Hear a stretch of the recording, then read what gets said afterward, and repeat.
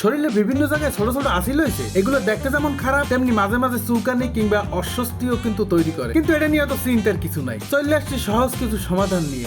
শরীরের আসিল গুলা মূলত এক ধরনের চর্মরোগ, যা বেশিরভাগ সময় ভাইরাস সংক্রমণের কারণে হয়। এগুলো সাধারণত ক্ষতিকারক হয় না, কিন্তু কিছু কিছু ক্ষেত্রে এগুলোর চিকিৎসার দরকার আছে। তাইলে আর দেরি না করিয়া চলেন আসল কথায় যাই। প্রথম আর সবচাইতে জরুরি কাজ হইলো একজন চর্মরোগ বিশেষজ্ঞের কাছে যাওয়া। আসিল গুলা কি ধরনের, কি কারণে হয়েছে আর কোন চিকিৎসার দরকার, এগুলা একমাত্র ডাক্তারই ভালো করে বলতে পারবে। নিজে নিজে কিছু করতে গেলে কিন্তু সমস্যা আরো বাড়তে পারে। আসিলে হাত দেওয়া বন্ধ করেন। আসিলে বারবার হাত দিলে কিংবা চুলকাইলে সংক্রমণ ছড়াইতে পারে, এমনকি আরো নতুন আসিলেও বাইর হইতে পারে। তাই চেষ্টা করেন আসিলে হাত না দেওয়ার। পরিষ্কার পরিচ্ছন্ন থাকুন, নিয়মিত গোসল করেন আর শরীর পরিষ্কার রাখেন। ঘাম আর ময়লা জমলে ত্বকের সমস্যাও কিন্তু বাড়তে পারে। পরিষ্কার পোশাক পরেন আর অন্যের জিনিসপত্র যেমন তোয়াল্লা বা রেজার এগুলো ব্যবহার থেকে বিরত থাকেন। ঘরে বসে চেষ্টা না করা। অনেকেই ঘরে বসে আসিল তোলার লাগিয়া বিভিন্ন টোটকা বা রাসায়নিক পদার্থ ব্যবহার করে। এটা কিন্তু খুবই ঝুঁকিপূর্ণ। এতে ত্বকের ক্ষতি হইতে পারে, সংক্রমণ হইতে পারে, এমনকি স্থায়ী দাগও হয়ে যেতে পারে। তাই এসব কাজ একদমই করেন না। কিছু চিকিৎসার পদ্ধতি, যদি ডাক্তার মনে করেন চিকিৎসার দরকার, তাইলে উনি কয়েকটা পদ্ধতির কথা কইতে পারে। যেমন ক্রায়োথেরাপি, এই পদ্ধতিতে তরল নাইট্রোজেন দিয়ে